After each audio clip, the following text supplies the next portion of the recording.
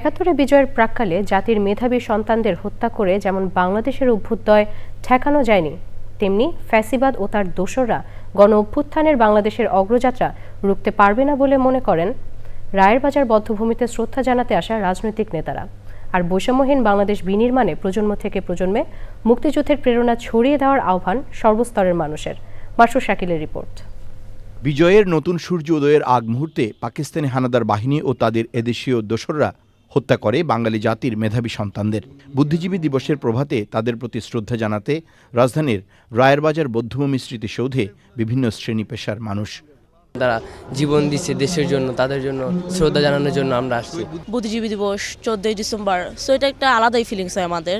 আমরা যেন আমাদের অতীত ভুলে না যাই, আমরা যেন আমাদের ইতিহাস ভুলে না যাই। মুক্তিযুদ্ধকে অস্বীকার করে আমাদের এই শহীদদের, বুদ্ধিজীবীদের অস্বীকার করে কোনো এগিয়ে যাওয়ার উপায় নেই। 71 সালের যে চেতনা ছিল, আমার মনে হয় জুলাইয়ের চেতনা একই। সেটা হলো বৈষম্যহীন গণতান্ত্রিক একটা সুন্দর রাষ্ট্র হবে। লক্ষ লক্ষ শহীদ হয়েছিলেন, বুদ্ধিজীবীদেরকে ঘর থেকে ধরে এনে হত্যা করা হয়েছিল। সারা বিশ্বের এরকম ঘটনা খুব বিরল।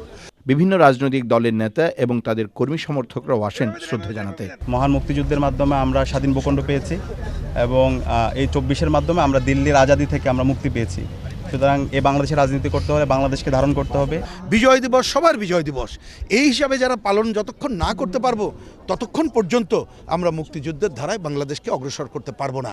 আমরা স্পষ্টভাবে বলতে চাই, 71-এ যেমন হানাদার বাহিনীর এবং তাদের দেশীয় দোসরদের ষড়যন্ত্র সফল হয়নি, ঠিক একইভাবে এবারেও পরাজিত ফ্যাসিবাদের দোসরদের কোনো ধরনের ষড়যন্ত্র সফল হবে না। যারা 24কে 71-এর বিরুদ্ধে দাঁড় করাতে চাইছে, তারা আসলে বাংলাদেশে এই গণ অভ্যুত্থানের চেতনা, গণ অভ্যুত্থানের আকাঙ্ক্ষার বাইরে চলে যেতে চাইছে। তাদের নিজস্ব রাজনৈতিক এজেন্ডা সামনে নিয়ে আসছে।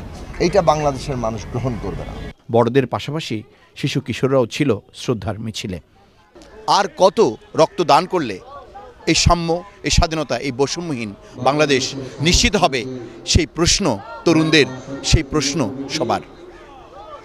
রায়ের বাজার বধ্যভূমি থেকে মাসুর শাকিল, চ্যানেল আই।